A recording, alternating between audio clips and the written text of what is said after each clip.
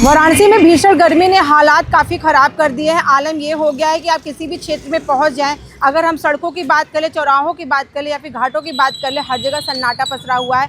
अभी मैं सारनाथ इलाके में भी मौजूद, आप देख सकते हैं कि यहाँ पर भी पूरी तरीके से सन्नाटा पसरा हुआ है। और इस वक्त आलम यह है कि सूरज इतना आग उगल रही है कि पारा 40 डिग्री के पार पहुँच चुका है, जबकि 45 सेल्सियस तक जाने की आशंका जताई जा रही है। लू का असर इतना तेज़ हो गया है कि अब दिन ही नहीं, रात में भी राहत नहीं मिल रही है। वहीं वार्म नाइट के चलते लोगों को नींद और सेहत दोनों पर असर पड़ने लगा है। वहीं अगर मौसम विभाग की माने तो वाराणसी समेत यूपी के तकरीबन 40 जिलों में लू अलर्ट रखा गया है और प्रशासन लोगों से सावधानी बरतने, दोपहर में बाहर ना निकलने की लगातार अपील कर रहे हैं। गर्मी का असर सिर्फ इंसानों पर ही नहीं बल्कि जानवरों पर भी साफ देखा जा रहा है। अगर हम चिड़ियाघरों की बात कर लें, वहाँ पे जानवरों के लिए बर्फ़, कूलर और ORS तक का इंतज़ाम करना पड़ रहा है, ऐसा बताया जा रहा है। हालांकि अभी देखना ये होगा कि गर्मी कितनी ज़्यादा आगे बढ़ेगी।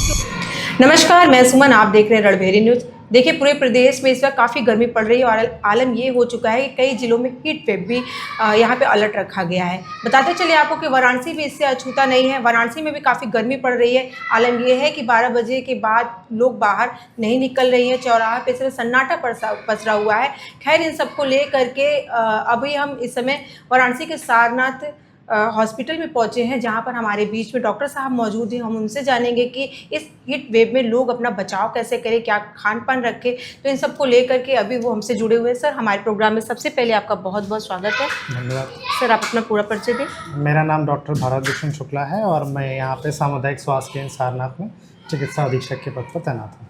देखिए सर, इस वक्त काफ़ी गर्मी पड़ रही है और कई जिलों में हीट वेव अलर्ट भी रखा गया है। वाराणसी भी इससे अछूता नहीं है, काफ़ी गर्मी पड़ रही है। तो आम जनमानस काफ़ी ज़्यादा इस समय परेशान है, तो उन्हें आप क्या राय देंगे? सबसे पहले लोगों को ये प्रयास करना है कि जहाँ तक हो सके तो 12 बजे से लेकर के 4 बजे तक, जिस वक्त सबसे ज़्यादा टेम्परेचर होता है, अगर संभव हो तो उस वक्त घर से ना निकलें। अगर घर से निकलें तो अपने सर पे कुछ कपड़ा बांध करके निकलें ताकि डायरेक्ट धूप का असर उनके ऊपर ना हो। पूरी बाँह के कपड़े पहने जिससे कि त्वचा जलने की जो खतरा होता है रेडिएशन से, उससे बच सकें। और अपने आप को हाइड्रेटेड रखें, मतलब समय समय पर नारियल पानी या छाछ या पन्ना इस तरीके के सामान लेते रहें। और अगर सर में दर्द होना, चक्कर आने जैसी कोई भी उनको ज़रा से भी दिक्कत लगे तो फटाफट अपने नज़दीकी अस्पताल में जा कर के दिखाएं और अपना इलाज लें। बहुत सारे देखिए ऐसे भी लोग हैं जिन्हें निकलना ही पड़ जाता है बाहर, जैसे ट्रॉली वाले हैं, रिक्शा वाले हैं, तो उन्हें कौन से खान पान के लिए कहा जा सकता है सर? उन्हें तरल पदार्थ ज़्यादा लेने हैं। उन्हें अपने साथ में पानी की बोतल अगर हो सके तो उसमें नींबू या पन्ना मिला करके रखें, वो ज़्यादा लेना है उनको।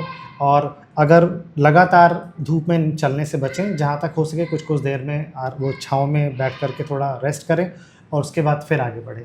और हमेशा सर को अपना ढक कर के रखें और अपने हाथ और पैरों को भी ढक कर के रखें, पूरी बाँह के कपड़े पहने, और बस यही सब प्रिकॉशन उनको लेना है।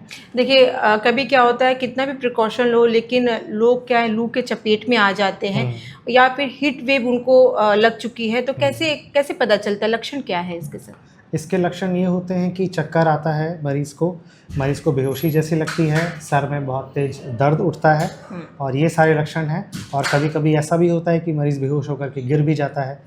यही सब लक्षण होते हैं हीट वेव से पकड़ने के। और मरीज़ का शरीर का तापमान बहुत ज़्यादा बढ़ जाता है, जिस कारण ये होता है। और बहुत विषम परिस्थितियों में इसमें ब्रेन हैमरेज भी हो सकता है, जिससे कि मरीज़ की मृत्यु भी हो सकती है। प्राथमिक उपचार में सर क्या करना चाहिए? प्राथमिक उपचार में यदि हमारे पास ऐसा कोई भी केस आता है तो हम पेशेंट को, इसके लिए हमारे पास आइस पैक्स रखे हुए हैं, हमारे पास ठंडे IV फ्लूइड्स रखे हुए हैं। हम पेशेंट को अपने यहाँ पर तुरंत भर्ती लेते हैं, उसको फ्लूइड्स लगाते हैं ठंडे, उसको जो आइस पैक्स हैं उसके शरीर में लगाते हैं, उसका बॉडी का टेम्परेचर आते वक्त लेते हैं और कोशिश करते हैं कैसे हम उसका शरीर का टेम्परेचर को कम कर सकें और उसका जो पानी की कमी उसके शरीर में हुई है उसको हम मेंटेन कर सकें, और नॉर्मल टेम्परेचर आता है उसके बाद ही फिर हम उसकी छुट्टी करते हैं। बहुत सारे जगह जैसे ग्रामीण इलाके हैं, हॉस्पिटल्स नहीं लोग पहुंच पाते हैं, तो इस दौरान अगर वो घर पे मौजूद है तो क्या उपचार करना चाहिए? घर पे अगर मौजूद हैं तो अपने आप को हमेशा हाइड्रेटेड रखें जहाँ तक संभव हो। अगर उन्हें लू लग गई है, अगर ऐसा लगता है कि लू लग गई है और इस तरीके के लक्षण आते हैं उनको कि सर में दर्द होना, तो उनको सबसे पहले ऐसे काम करने हैं जिससे उनके शरीर का तापमान कम हो। अपने आप को ठंडी जगह पर रखें, ठंडे तरल पदार्थ लें और हो सके तो बर्फ़ या उससे अपने शरीर पर रगड़ें, जिससे कि उनका शरीर का तापमान कम हो।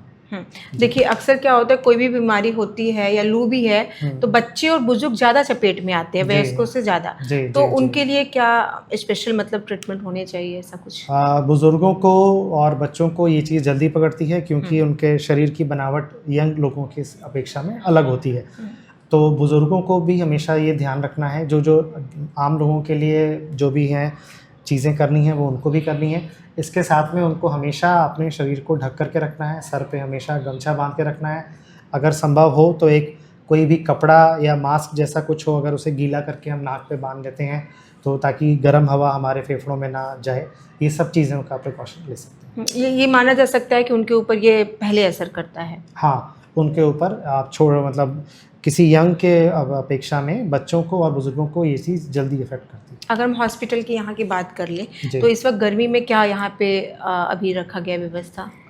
हमारे यहाँ पर हमने जो मरीज़, अगर कोई हीट वेव से पीड़ित कोई मरीज़ हमारे यहाँ आता है तो उसके लिए हमारे पास सबसे पहले हमने एक ORS काउंटर, मतलब वो आम जनमानस के लिए है।